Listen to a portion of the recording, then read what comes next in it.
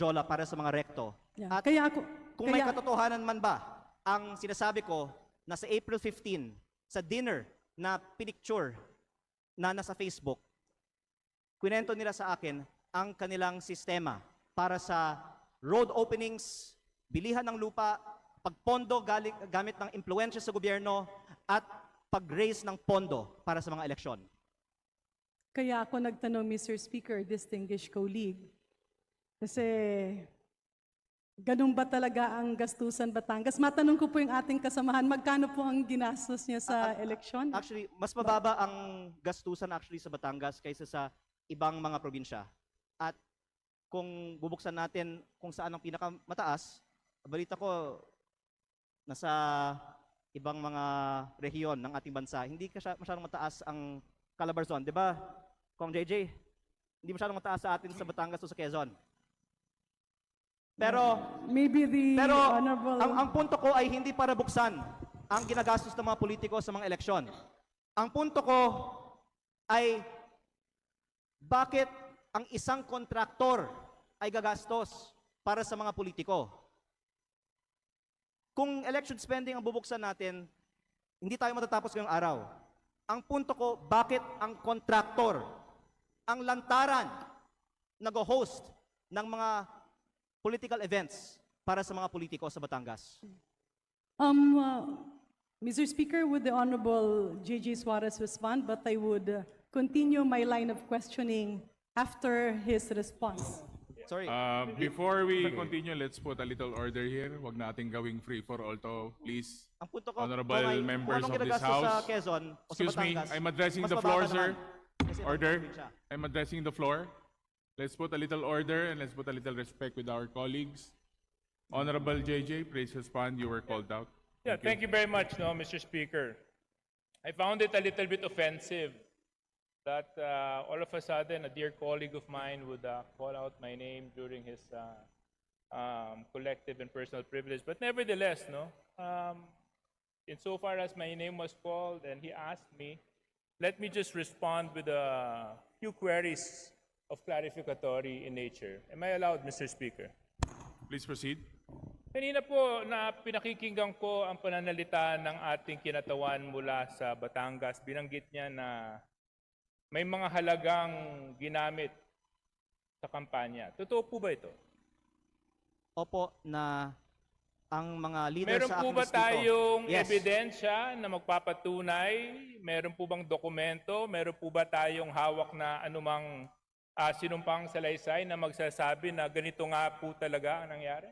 Unang-una po, Or tayo po ba ay bumabase lamang sa mga haka-haka at kwento at text at mga Facebook messages? ilang sagot po. Unang-una, sa campaign sorties, nakikita natin na may gastos. At ang punto ko ay tila si Kong Garjola ay may ginastos para sa campaign sorties ng Vilma at Lucky sa Batangas. Pangalawa, ang leaders ko sa Batangas, ayon sa aking isinalaysay, ay nakatanggap ng pera galing kay Congressman Garjola at ito po ay para ikampanya ang Vilma at Lucky pero galing kay Congressman Garjola. At pangatlo, magpatawag na lang tayo ng pagdinig sa Kongreso para ang mga ibang mga politiko sa Batangas at hindi ako ang pwedeng tumistigo tungkol dito. Mr. Speaker, tayo po ay nahalal bago 2025. Taon po ngayon ay 2026. Kung talaga pong may mga ganong nangyari na maanomalya o questions of irregularities during the campaign, were the proper cases filed in COMELEC? Were ethics complaint filed in Congress?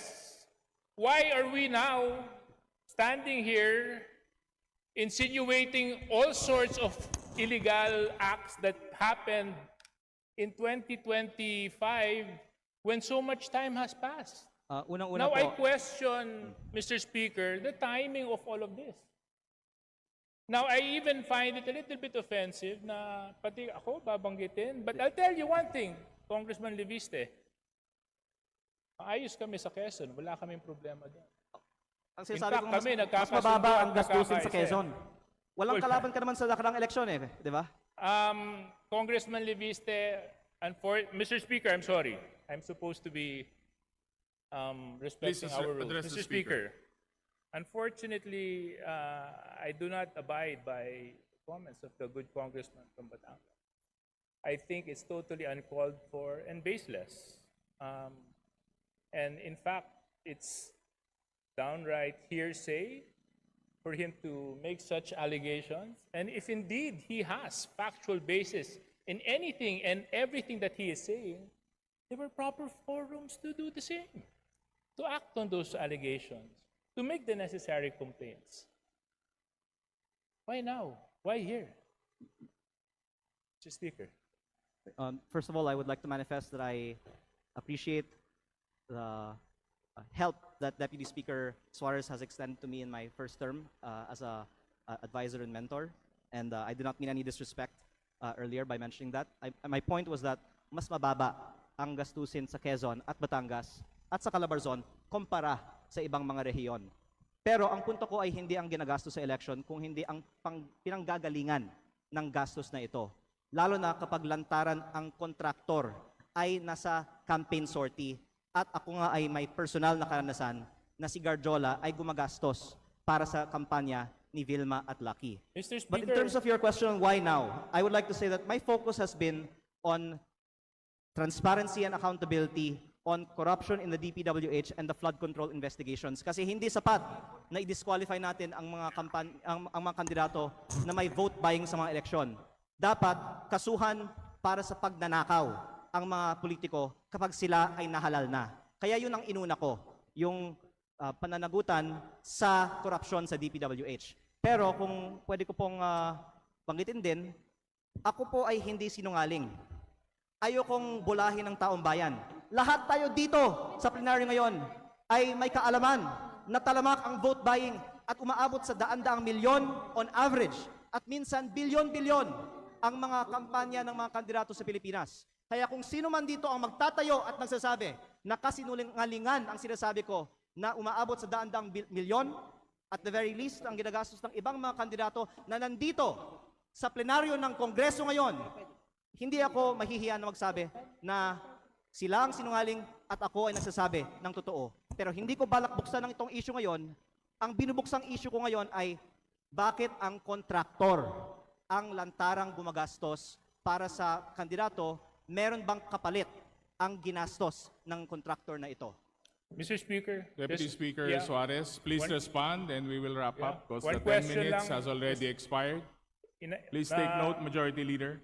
My colleague from my neighboring province of Batangas was right when he said that mag-iba siguro yung probinsya namin. Gusto ko lang malaman dahil sinabi niya mas mataas ang gastusan. Magkano po bang ginastos mo sa eleksyon mo? Actually, nasa Facebook po, namimigay ako ng libreng school supplies, ng libreng bigas pag may kalamidad, ng Christmas package, lahat po yan, personal ko pong gastos pag walang eleksyon. Magkano po? Nasa Facebook po, lahat ng ginastos ko at inanunsyo ko naman na ako po ay nag-donate sa aking foundation ng 6 billion pesos para sa mga estudyante at mga typhoon victims. Hindi, para Ako lang po maintindihan ko, Mr. Speaker, kasi, di ba, sabi, Ako po ay hindi magkano ba sisinungaling. nagastos nyo? Dahil sinabi ko nga, sinagot ko na, ako ay may foundation na nag-donate ng, ako ay may So yung foundation niyo yung gumastos sa kampanya ninyo na 6 na bilyon? Tama po ba yun? Hindi po. Ang sinasabi ko, ako ay may foundation na nagbibigay ng school supplies at bigas at relief So yung goods. foundation po niyon ay yun ang nagamit na Hindi yan ang paraan ginastos ko sa kampanya. Kasi patuloy akong namimigay pa ng tulong after the sa aking campaign. distrito. Opo. Pero kaya ako po binubuksan ito ngayon kasi wala akong itinatago. Naka-post sa Facebook yung mga ipinamimigay ko kasi yan ay hindi kapalit ng boto. At ayoko na magkukunwari tayo dito bago ko pa papangalanan ng ibang mga nakatayo sa Kongreso ngayon na balita ko ay may mataas na presyo ng bilihan sa kanilang mga eleksyon na itanggi natin dito na talamak ang vote buying at mataas na spending sa mga kampanya sa Pilipinas. Ang pinupunto ko lang po ngayon ay sa mga nakalap kong impormasyon, si Garjola ang gumastos para sa mga rekto sa Batangas. Please wrap up, honorable members. Yeah, I'm Final just, response. yeah, Mr. Speaker, thank you very much no, for the time. Medyo nalito lang ako. Parang ang dami na natin pinuntahan na topic, from food buying to business associates, May- to may all oras sorts of naman tayo. partnerships, and to, Mr. Speaker, can we have like 2 hours for this interpellation? My point is, Mr. Speaker, is there was a proper venue, there was a proper opportunity to take the legal recourse to address whatever concerns and allegations the good congressman had. We had all of this. And I hope that we avoid grandstanding and taking opportunity of the podium and the bright lights of Congress to set aside our political interests and use the proper forum so that in such a way we can live by the rule of law and abide by the rules of Congress. Thank you very much, Mr. Speaker.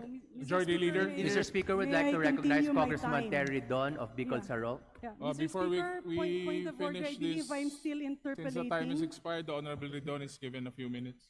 Please proceed. Mr. Speaker, point of order. I just have a point of order, Mr. Speaker. What is the point there of were order? Specific allegations. Honorable Ridon.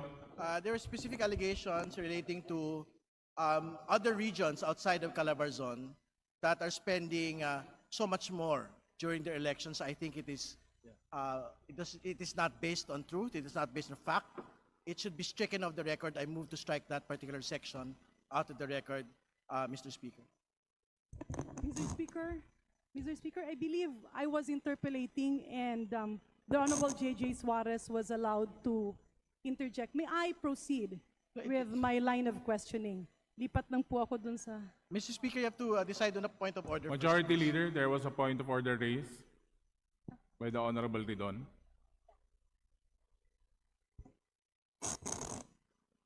Just for clarification, the point of order is to delete from the records. Yes, to strike off from the record the allegation that other regions outside of Calabarzon are actually spending more than areas within Calabarzon. I think that is not based on fact.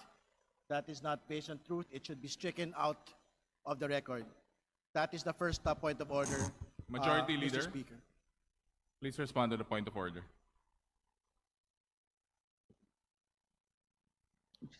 Move to strike out, Mr. Chair. Mr. Speaker. Mr. Speaker, I move to strike out the comments made earlier. Is by there any objection Honorable to the Levisner. motion? Chair here stands said motion is carried. Second point of order, Mr. Speaker. The speech by the good congressman from Batangas doesn't appear to be a speech relating to personal and collective privilege. It has branched out to matters that are outside of it. So I think even this particular speech in its entirety should be stricken off the record, Mr. Speaker. Majority Leader, there's another point of order. Mr. Speaker, I move to strike out the... Mr. Speaker, I object. There was a motion, duly objected. Duly objected. We now put the motion into a vote to strike out entirely the privileged speech of the other Personal and collective. personal and collective privilege of the Honorable Leviste. All those in favor, please say aye. All those against, please say nay. Nay. The ayes have it. Said the motion is now approved. Sorry, I object. I Mr. think there were Speaker. a lot of nays as well. Can we have a roll call vote? Mr. Speaker, I move to suspend session. Session suspended. Wala, nag-rule na.